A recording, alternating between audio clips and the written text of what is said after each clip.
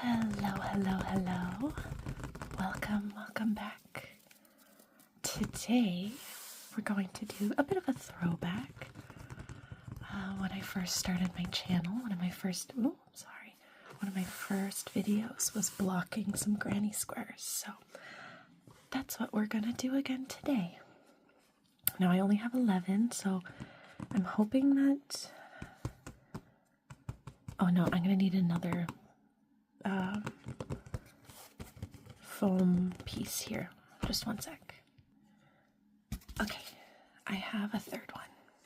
So let me slide this into place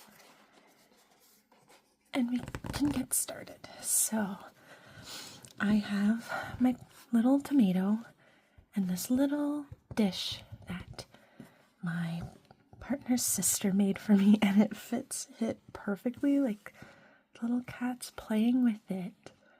So that makes me happy. I wanted to show it off. I think it just says Merry Christmas, yeah, on the bottom. But I'm just obsessed. She did a fantastic job. And it fits it perfectly, so I'm gonna have that forever, I think. Okay. Can you see? Let me move the camera.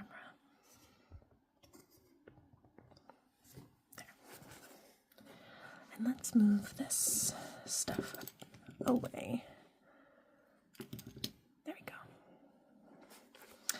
For those wondering, I'm making a cardigan, and it's just a simple like granny square where it's 3 double crochet, and then it's 3 double crochet into each section beyond, and then I chain 2 on the corners and do another 3 double crochet into the same spot.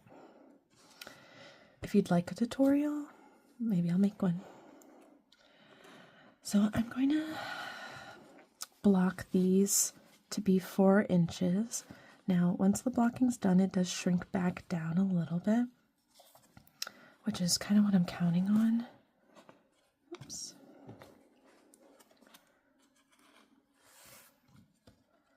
Now, I don't think this is very, like, noisy. Oops.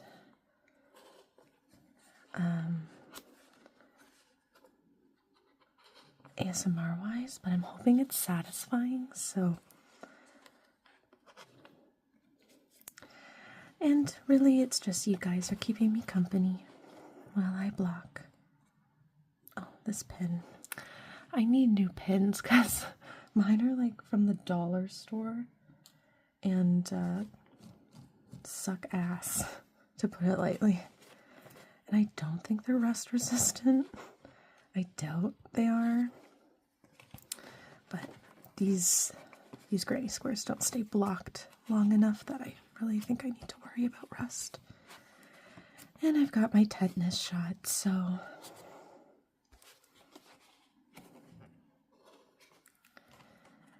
So I'm just pinning every inch.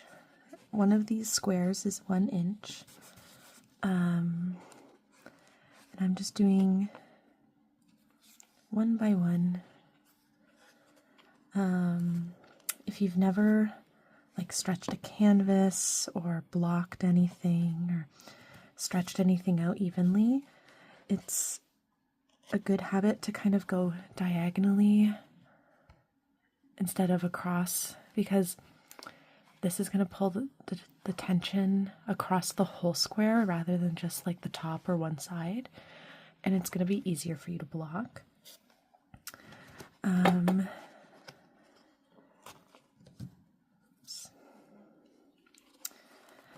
And then I just kind of go around in a circle after that, pulling and pinning. And I also try my best to pin on an angle, like going in this way rather than straight up and down, because there's a lot of tension on these pins, especially the corner ones at the start. And so if you put the pin in on an angle, it makes it a little easier to have them stay. Okay, that's one. And so you can see the size difference now. If I put this kind of in the middle, you can see how big of a difference it makes. And actually, let me pull out a couple of the previously blocked ones. So these have been blocked. The yarn I used with this one is a little smaller, so these actually ended up being a little smaller, but it'll be okay when I'm sewing. But like this is the same size now versus like this, right? So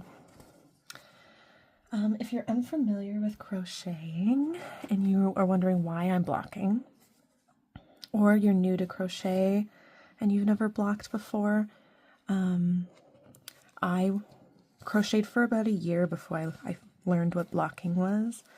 And that's just because I make like plushies and stuff mostly, so I'm not actually like, here, let me pan this camera down a bit. There you go. So I'm not actually like needing to block a whole lot, or I wasn't anyways at the very start. And then, what was I doing? What was I making? I think I was making a granny square dinosaur for my sister. And I realized, I was like, oh, no, I definitely need to start blocking. So that's kind of when I started. And I bought this foam blocking pack of mats. They're just like the children's like play mats, but they have a grid on them, and that makes it so that I can pull things evenly and, you know, I just totally lost my train of thought.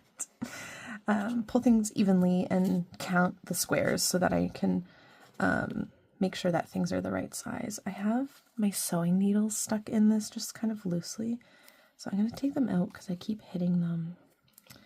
Just going to put them up here, and hopefully I remember to put them back. Okay.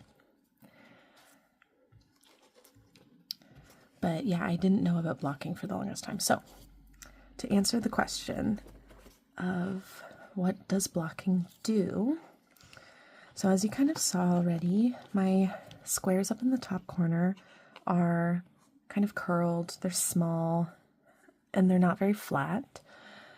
And like that's like, it's fine. I'm of the opinion that like if you really don't want to block and you're okay with like having your squares be a little curly, by all means, you do you. I'm just gonna rotate this now. Like, it's really up to you what you want to do, but I would recommend blocking because what it does is it stretches out the fibers, and how you block is you pin everything down and then you spray it with water, or alternatively you dunk what you're blocking in water beforehand, and then while it's still wet you put it on the block. And what that's doing is it's stretching out the fibers and the fabric or the yarn, and it's like flattening it, making it to a larger size, and overall just like making the final product a little more clean. Because if you are like, for example, like you block like a cardigan, you block wearables a lot. And so like say you make a vest and like you don't block it, it'll like bunch up and be kind of unflattering. But if you block it and flatten it and straighten it out, what that's doing is it's like creating a flat fabric like surface rather than like a bunched up yarn like surface, if that makes sense.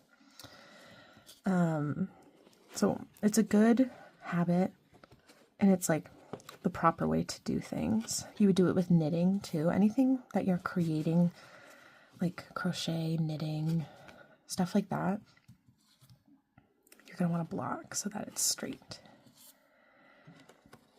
But like, for example, if you're making plushies or keychains or, you know, stuff that doesn't need to be or can't physically be blocked, like I don't even know how you would block a plush that you've crocheted. Like that just doesn't make sense.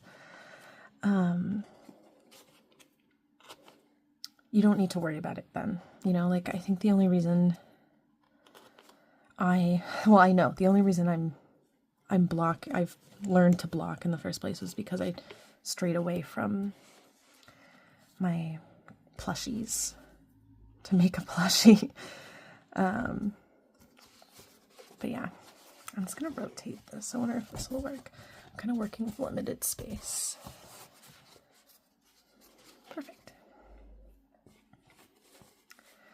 So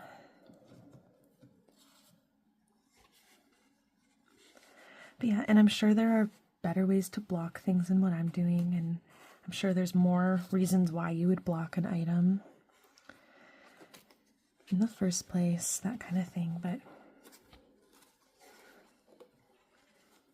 you know, I would say I'm an intermediate crocheter. See, sometimes this happens where it pops up in the corner. Come on. There we go. So I don't know everything, but I'm definitely like, I've done craft show before. I run a craft account. I craft for people for gifts primarily. So like I can read a pattern. I feel like one of the few people who my age, and this is gonna be controversial, but this is just what I'm seeing on Instagram and stuff, that can read a visual pattern. I actually sometimes find them easier to follow. And from what I've seen, like at least people my age creating crochet content, they make like the memes and stuff about like me thinking I'm a good crocheter, and then it's like someone hands me this, and then it's like a picture of like a pattern, like a visual pattern, and they're like, oh fuck. So not to say I'm not to say I'm the only one who can or anything like that. Like, there are much better people at crochet than me, and just because I can read kind of an obsolete way of writing crochet doesn't mean I'm any better than anybody else. But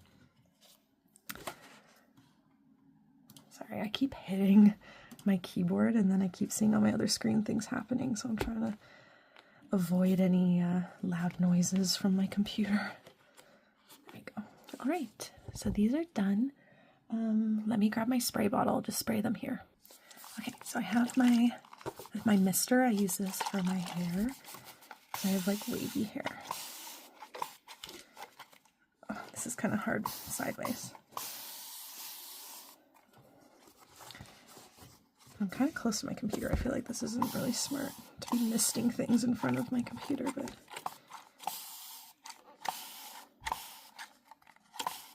okay, I can't do that over here.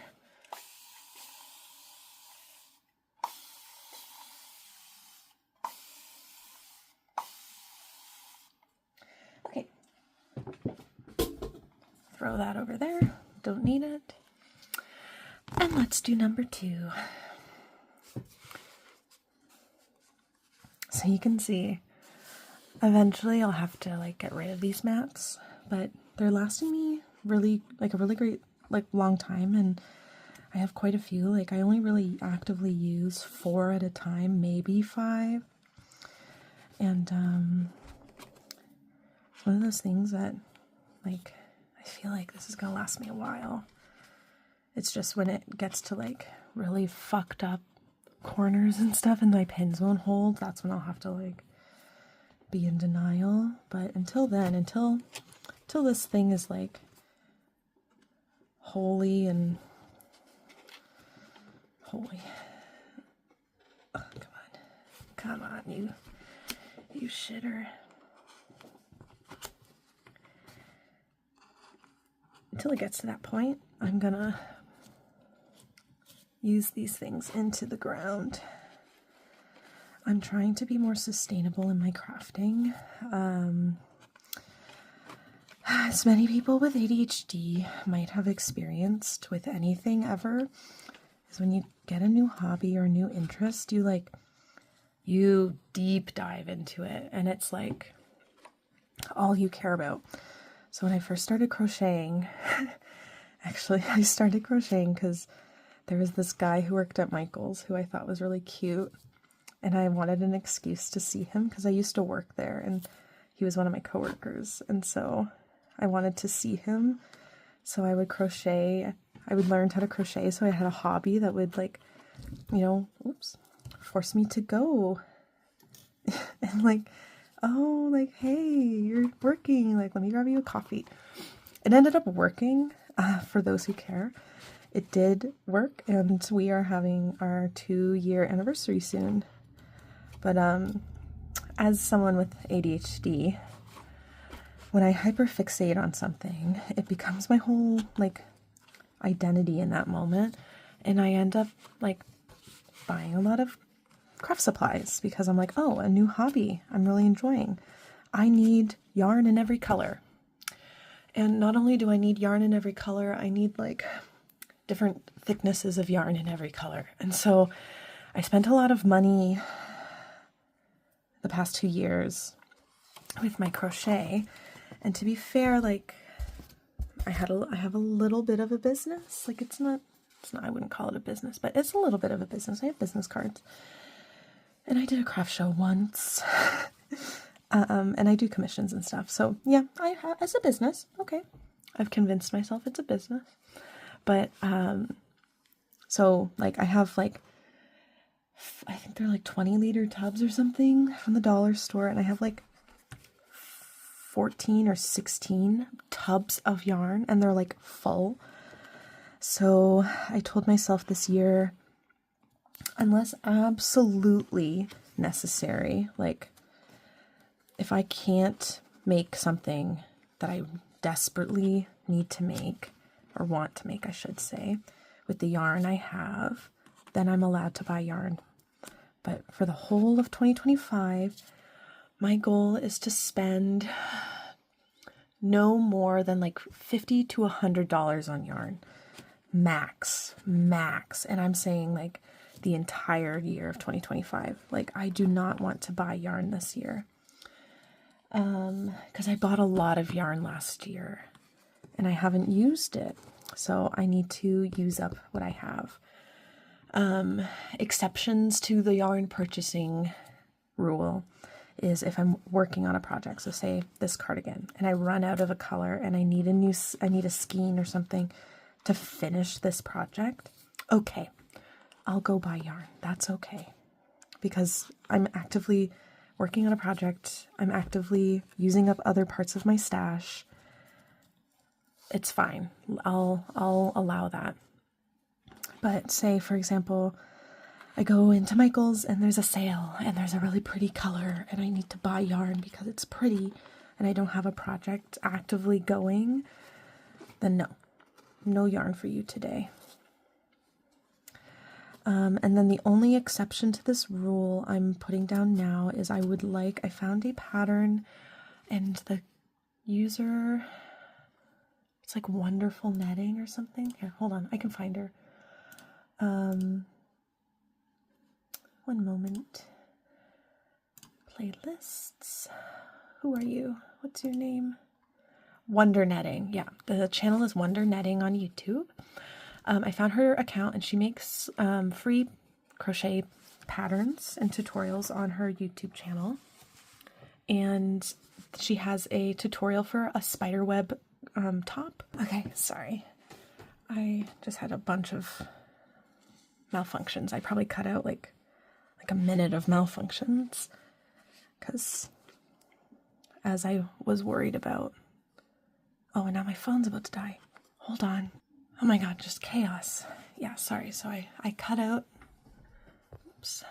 some of my video because as I was worried about earlier, I had a YouTube video up. My keyboard, the mat hit the keyboard and then noises started playing, and that's not really relaxing. So I cut it out for you, but for me, I experienced it. But yeah, anyways, Wonder Netting is the YouTube tutorial, and I'm going to give myself the exception for that project to buy yarn because I physically cannot make that project without a different type of yarn, but I'm going to make sure I'm sustainable in my purchases because this is the other reason. Like, this is my bad habit. And to be fair, I buy cheap yarn, but I will buy like, oh shoot, I have a project and it requires like, oh, I need it for like one little part of my, like I have 11 granny squares I need to make the center of that color. Okay, let me buy like 4 skeins of it just in case, just in case, just in case. And it's like, oh my God. So, because the worst case scenario for a crafter, anyone who does yarn will know, is you're working on a project, you run out of yarn, you're out of that color, and you have to like, A, figure out what yarn you bought, B, go to the store and try to find said yarn, and then C, it doesn't match. Like, it's from a different lot, so it doesn't match. And then you have this like project that you're like, okay, I guess I have to like use this like yarn that's like a different texture but is slightly different but is the same. It's just, that's a nightmare. So me being like, oh, I'll prevent that and I'll buy 4 skeins even though I only need like a quarter of one. But just in case, what if? So that's a habit I need to get better at it as well, of like doing the math beforehand, but it's hard to know. It's hard to know, it's hard to guess, it's hard to do the math for. And then I would like to, it would be really cool, but eventually I would like to sell enough of my crochet so that I break even on the materials. I've done a lot of investing in this because it's a hobby, not a business initially. And I did it because I had a crush on a guy. So, but now it's like, oh no, I'm sticking with this. This isn't like a hyper fixation. This is like a special interest now. You know, like this is like something I'm sticking with probably for the rest of my life. Okay, spray time. Ooh.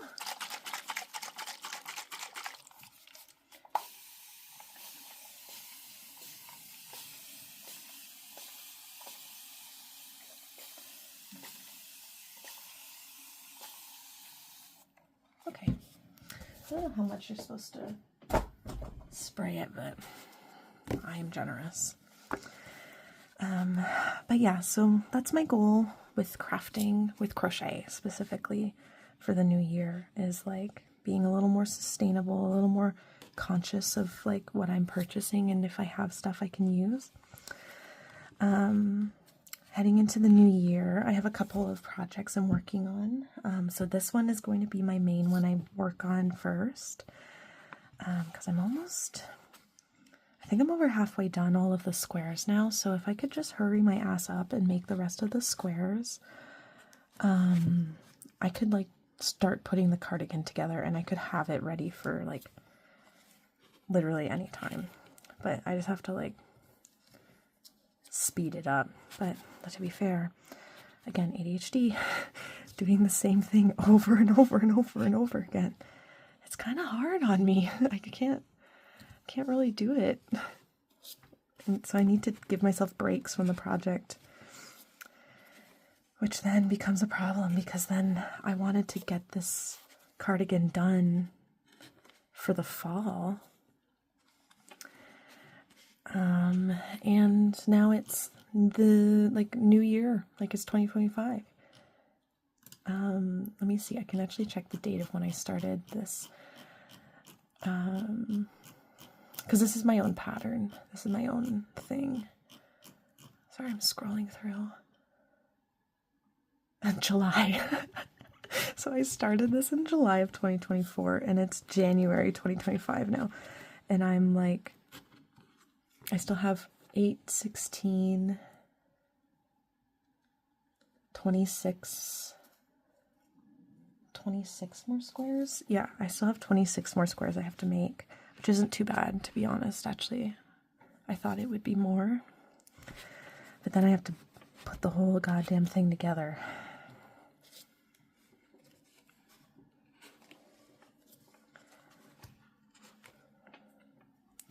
So wish me luck with that.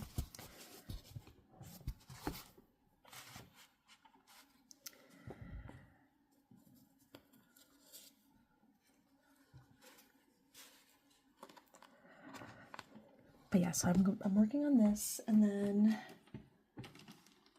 let me try and find it here. Here it is. Is it attached to yarn? Yes, it's attached to a ball, so I gotta be careful. But I'm working on this tapestry blanket, and I can, if I remember, I'll put the link to the pattern I'm using in the description, but I'm making a Minecraft blanket. And that's literally what I just showed you is all of the progress I have on that blanket. Like, I have nothing going on with it yet. So I would like to work on that. I don't think I'll finish it this year. That would be crazy. But we'll see. Maybe I'll hyperfixate on it. And then I would like to make that spider top because I think it would be really cute. I don't show myself on camera, but I'm an emo girl, alternative. And I think that it would go really hard. So that's what I'm doing. It's weird. I work a 9-to-5 normal job, and I dress pretty. So I have two moods. I dress emo alternative, goth GF punk vibes during the day, or like during my own time. And then when I'm at work, I like to dress like an old man. So I'm talking sweater vests. I'm talking corduroy.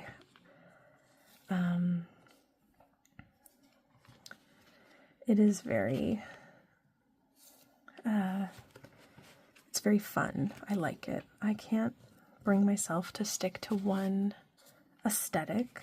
I think it's my ADHD, but I just can't stay in one space. I have to be in multiple, which is like, for a while there, I was really torn up about it because I was like, how can I be like, how can I call myself alternative but not stick to one? And then I had this epiphany right around the same time about like gender too, of like, you don't have to be they, them, non-binary to be non-binary. Like the whole definition of non-binary is that you do not conform to cisgender like identity. It doesn't mean that you are completely absent of gender. It just means you identify in a different way, and she, her pronouns are great, but also I really identify with they, them pronouns, and so I use both, and I tend to dress more femininely, but I also dress like a man. I dress like an old man. I dress in many different ways, and so to put me into one box and to deny myself like the pleasures of dressing both as an old man and as a big titty goth GF, like I'm helping nobody, and I'm just hurting myself by trying to conform. And the whole identity and idea of being alternative and being queer is that I'm different, and I feel different, and I identify differently than the binaries of society. And when I finally got that through my dense fucking head, I had to write a whole master's thesis, but I got there. I felt immediately more comfortable in my own body, my own skin, allowing myself to dress the way I feel like it. Like, I can wear a skirt and still use they, them pronouns. You know, I can dress androgynously and also be she, her, you know? Like, it's the whole idea of gender is that I'm just who I am. It doesn't matter. So, yeah, there's my tangent. Here, let me show you what I'm doing. So yeah, by day I'm an old man. By night I'm a big titty goth GF. And on occasion, the two worlds collide. And I will buy yarn for a spider top. That was my tangent. Okay. Wow, we used up quite a few pens. It's pretty good. All right. Thank you so much for watching. Thank you for listening. And I hope you have a great rest of your day. Bye, bye, bye, bye, bye.